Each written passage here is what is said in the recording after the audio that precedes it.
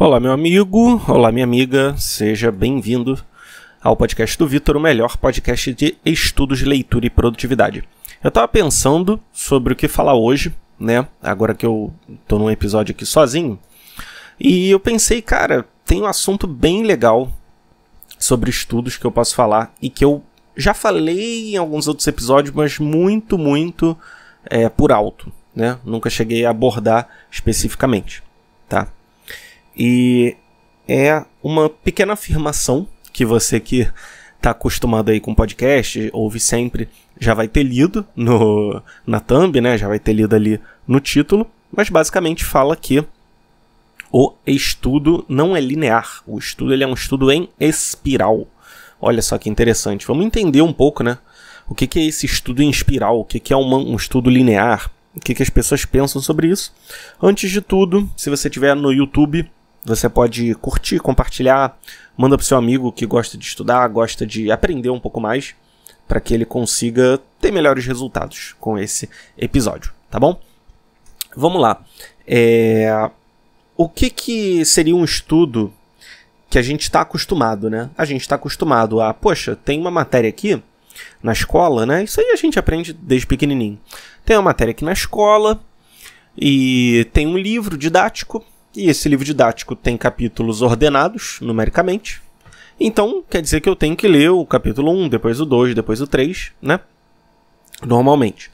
Em alguns livros até é diferente, né? Às vezes o livro é metade álgebra, metade geometria. Então você vai alternando entre os capítulos, né? Dependendo da aula. Mas, via de regra, a gente tem o nosso livrinho ali, bem linear, que a gente lê a cada bimestre, alguns capítulos, até completar esse livro, ou não, né? Às vezes a gente não completa o livro didático na escola. E eu tenho uma lembrança, assim, muito clara, né? Na época da escola, porque eu sempre fui um cara muito nerd, né? Eu sempre fui um cara ali que pegava o livro da escola e ficava lendo os capítulos que não eram para ler, né? Ficava pesquisando aí, me interessava pelas coisas. Especialmente a matéria de geografia. Na época era a que eu mais gostava, né? E aí, muitas vezes, isso não aconteceu com a professora de geografia, mas já aconteceu com outras professoras. Eu chegava lá, depois de ter lido um determinado capítulo, né, assim, por interesse próprio, né, chegava para a professora e falava, professora, fiquei aqui com uma dúvida sobre o capítulo tal. Aí a professora falava, fulano, poxa, a gente não chegou nesse capítulo, quando chegar eu tiro a sua dúvida. E aquilo me deixava, de certa forma, frustrado, né? Porque, poxa, o professor não sabe sobre isso, né? Poxa, eu tô aqui estudando, caramba. Queria ter alguém para me tirar essa dúvida. Assim, eu não culpo o professor, óbvio que não. Porque, cara, a gente sabe que o professor ele tem que dar aula em 2, 3 colégios. Às vezes tem que ser professor e ter um outro trabalho. Às vezes tem que ter 5, 10, 15 turmas, né? Às vezes pega até mais de uma matéria diferente. Então é óbvio que é um pouco... não é muito certo a gente ficar também com essa exigência, né, de que o professor ele tem que saber no jeito que o sistema educacional está hoje, tá? Mas, de certa forma, é um pouco triste, né, que isso aconteça. Então, a gente está acostumado com o livro didático linear, né, uma coisinha atrás da outra. A gente sempre, quando vai aprender alguma coisa ou ver alguma coisa, a gente quer que tudo seja linear. Né? Quando a gente entra no trabalho, a gente quer que a gente vá progredindo de forma linear, de forma constante. A gente quer, sei lá, no nosso relacionamento a gente espera que seja tudo linear, que tudo corra bem, a gente se conheça a pessoa, namore, noive, né? E fique casado depois. Então a gente está acostumado com um certo mecanicismo, né? É aquela filosofia ali um pouco mais antiga do mecanicismo. A gente está um pouco acostumado com esse mecanicismo nas nossas vidas. A gente quer tudo de forma muito mecânica ali, linear, certinha, né? E isso não é tão interessante, né? Por quê? Porque o aprendizado ele não é assim, né? Porque pensa o seguinte, quando a gente aprende ali alguma coisa mais física, né? Não sei se você já aprendeu violão, mas vamos pensar também em aprender a andar de skate, aprender a sei lá, treinar algum movimento ali no jiu-jitsu, pensa em alguma atividade física que você já fez, né? Motora, digamos assim. Muitas vezes você, sei lá, tá no violão, aprendeu os acordes, aí você vai e tenta aprender pestana, aí você, caramba, não consegui pegar a pestana. Mas aí você tenta aprender, sei lá, você vai aprender outra coisa, vai aprender como identificar a nota de ouvido, você vai aprender como fazer escala, o conceito de escala. E sei lá, daqui a um mês você tenta de novo a pestana e você, caramba, agora eu consegui. Então esse aprendizado ele não foi linear, você teve uma barreira, andou um pouquinho para o lado, andou um pouquinho para o outro, voltou ali e aprendeu, né? O skate, né? Eu sei lá, se eu botei o pé em cima do skate 3 vezes, acho que foi muita coisa. Mas as pessoas falam, né, que às vezes você tá tentando um movimento, uma manobra, sei lá como é que se chama, e não dá certo, você fica uma semaninha ali meio que fazendo outras manobras, e depois você volta naquela anterior e você aprende, né? No jiu-jitsu, você tá fazendo um movimento, cara, não tá pegando, aí, beleza, então eu preciso treinar talvez um pouco de flexibilidade, talvez eu tenha que treinar ali uma outra posição, depois eu volto pra essa. E aí depois, lá, quando você voltou, você conseguiu fazer. Então é um pouco assim, você... É como se você tivesse... Pensa num círculo, né? Um círculo desenhado. E você anda um pouquinho pra frente... E aí você chega numa barreira ali do círculo, aí você, opa, eu tenho que voltar aí agora para a esquerda. E agora eu tenho que voltar aí para trás, agora eu tenho que voltar aí para a direita, né? E aí depois o tamanho do círculo ele aumenta, e aí você pode ir mais para frente, né? E também você pode pensar de um outro jeito, que é como o professor Olavo ele fala, uma espiral, né? Uma espiral indo para cima. Lembra daquele seu caderno da escola em espiral? Ele vai para um lado, volta, mas quando ele volta, ele está mais alto. E depois ele volta para o outro lado mais alto, depois ele vai mais alto, volta mais alto, e vai subindo de forma espiral. É assim que o conhecimento se dá, tá bom? Eu lembro, por exemplo, que meu amigo João, que está sempre ouvindo os podcasts, ele me falou, né? A gente estava falando sobre o COF, acho que ele ainda não era aluno do professor Olavo, e eu falei, cara, vê essa aula 6 aqui, né? A aula 6 do COF que o Olavo fala do Eric Fögel, né? Sobre os saltos do ser, as diversas formas que a gente teve ao longo das eras de olhar para a transcendência, olhar para a fé, para a nossa sociedade, né? Estrutura. E ele ouviu, ele falou, cara, eu não entendi nada. Aí, sei lá, meses depois... Ele já tinha virado aluno do Olavo, estava prestando atenção, aí ele conseguiu entender de fato essa aula 6. E, poxa, imagina só, se ele tá ali de repente nessa aula e ele achou muito difícil. E aí ele, não, eu não vou fazer mais nada até entender essa aula. Olha, ele pode até fazer isso, mas para ele conseguir entender essa aula, provavelmente ele teria que parar, consultar um site, consultar outro livro, consultar uma outra pessoa e ele iria entender. Então, mesmo se ele ficasse ali nessa aula eternamente até ele entender, ele não ficaria linearmente. Ele iria, colheria uma fonte ali de um lado, depois voltaria, consultaria uma outra fonte de outro lado, e aí voltaria e conseguiria compreender essa aula, né?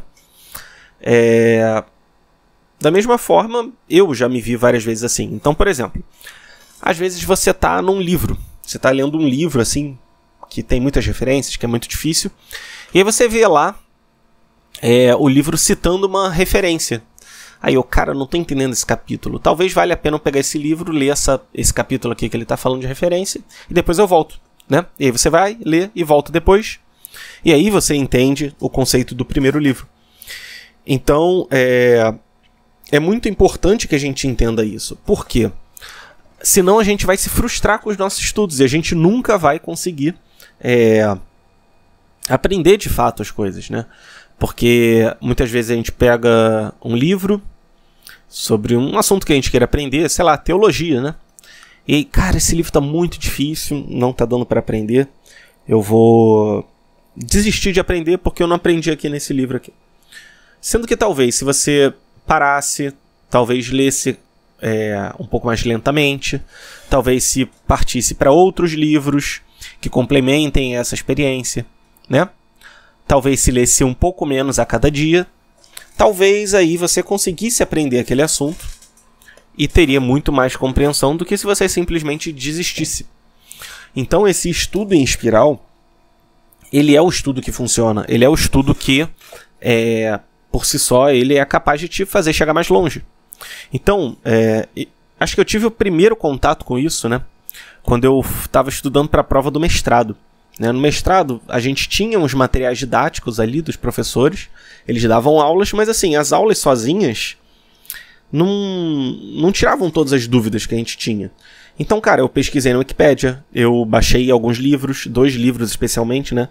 O livro da Heloísa Manno, Introdução a Polímeros, e o livro do Canevarolo, acho que é esse o nome dele, que é o Ciência de Polímeros. Então eu aprendi com esses 2 livros, muito importantes, sobre polímeros, né? Materiais desse tipo. E às vezes eu pegava o capítulo de um livro, lia, depois voltava para o material da aula, depois eu pegava um vídeo que eu aprendi, e eu fui aprendendo de forma não linear sobre esse assunto. Então, para mim, foi uma coisa muito importante. Então, vamos supor, né, você está estudando ali para o seu vestibular ou para o concurso. E aí esse é o primeiro contato, no caso do concurso, ali, com o direito constitucional. Aí você pega aquele assunto lá, artigo 5º. Caramba, tô lendo aqui, mas, poxa, essa linguagem aqui tá muito complexa, vou desistir de concurso.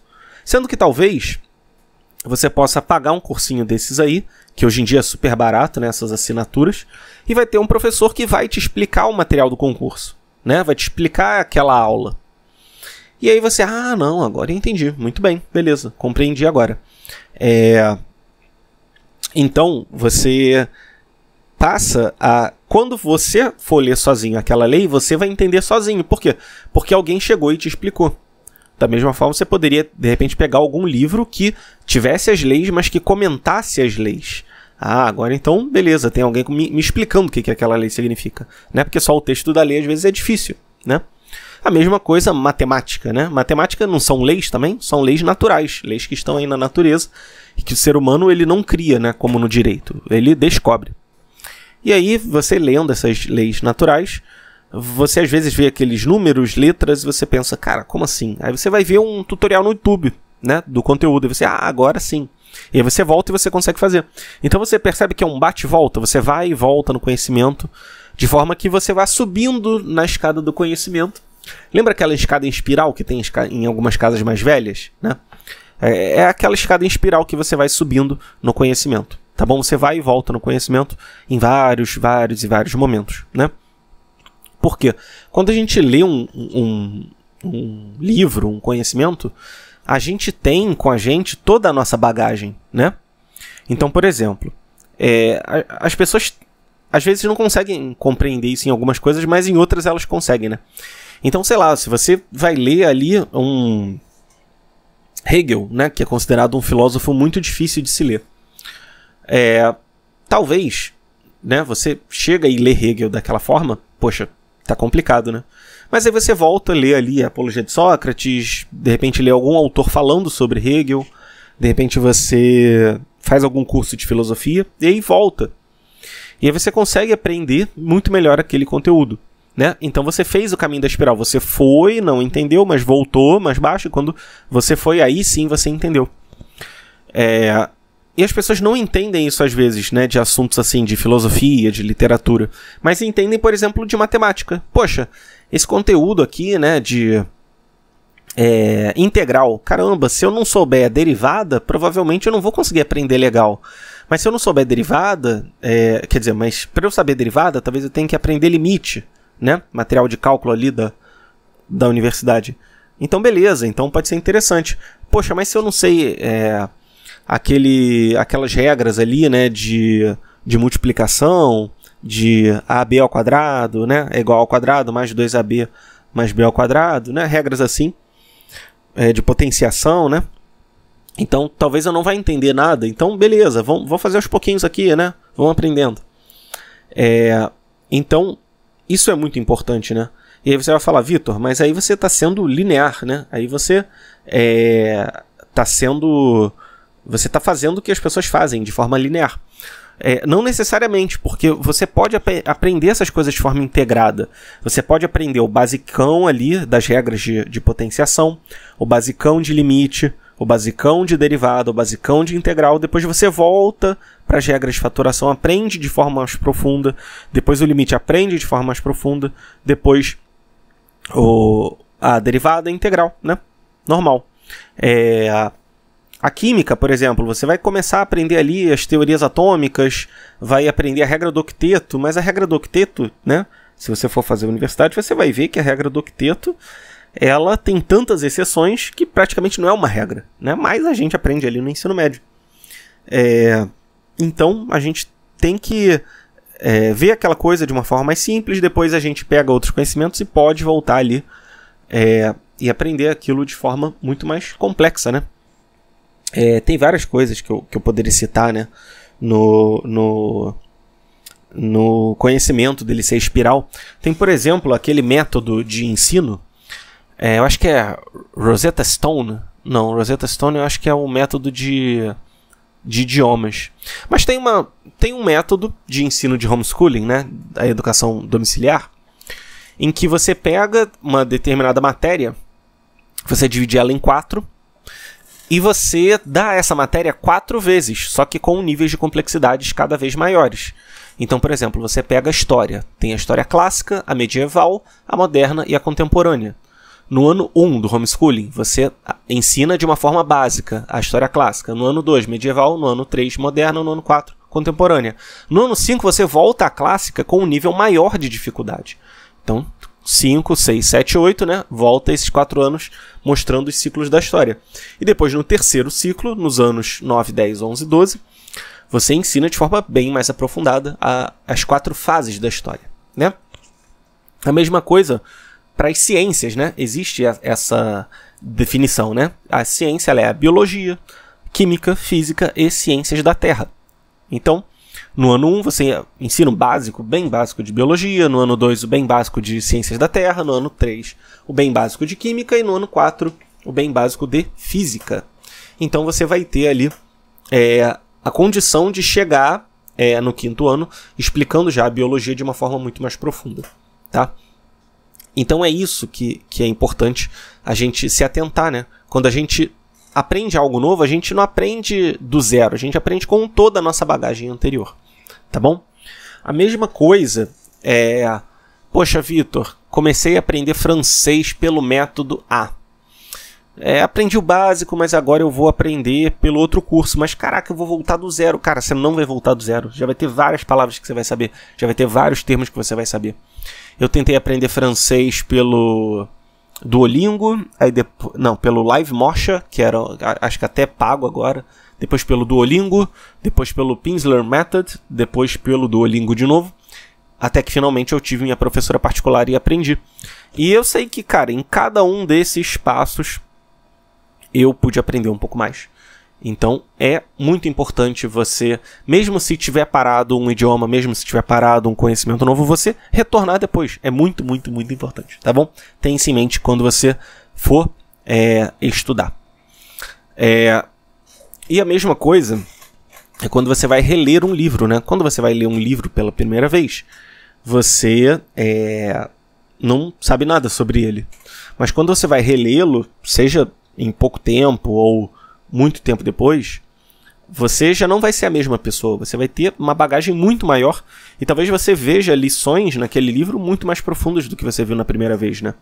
Meu amigo João, novamente, ele releu O Senhor dos Anéis dessa vez e tenho certeza que ele aproveitou muito mais do que ele leu da primeira vez. E quando eu for ler também, de novo, eu sei que eu vou pegar muito mais coisa, né? Então, entenda isso, né? Você pode ir e voltar aos assuntos, retomando as coisas. Você não precisa necessariamente parar e ficar naquele assunto. Você pode, às vezes, ir pra lá e pra cá, depois você volta. E aí você vai ver que você vai conseguir ir mais longe, tá bom? Cara, isso tira um monte de alienação nos estudos. Isso tira um monte de problema nos estudos. Isso tira um monte de frustração nos estudos. Porque às vezes você está estudando e uma matéria totalmente nova e aquela barreira surge diante de você e você não sabe nada e é muito difícil. E aí quando você vai aprender melhor, depois de 1, 2 semanas, aí aquilo já vira muito mais natural a você. É assim com lei, é assim com matemática, é assim com geografia, é assim com tudo, tá bom? Então tenha isso em mente, você vai ter muitos resultados positivos se você pensar dessa forma, tá? Espero que você tenha gostado. Curte, comenta, compartilha, faz todas essas coisas que eu sei que você vai fazer para me ajudar. Lembre-se, no link da descrição vai ter um material que vai te ajudar, algum artigo de blog. Eu estou reformulando alguns artigos antigos, né, para eles terem cada vez mais conteúdo. Agora sim, o blog está muito bonito, então clica, dá uma olhada ali no blog que eu sei que você vai ter muito artigo bom, tá bom? Pessoal, obrigado pelo episódio de hoje. Semana que vem a gente se vê para mais um episódio do podcast do Vitor. Valeu!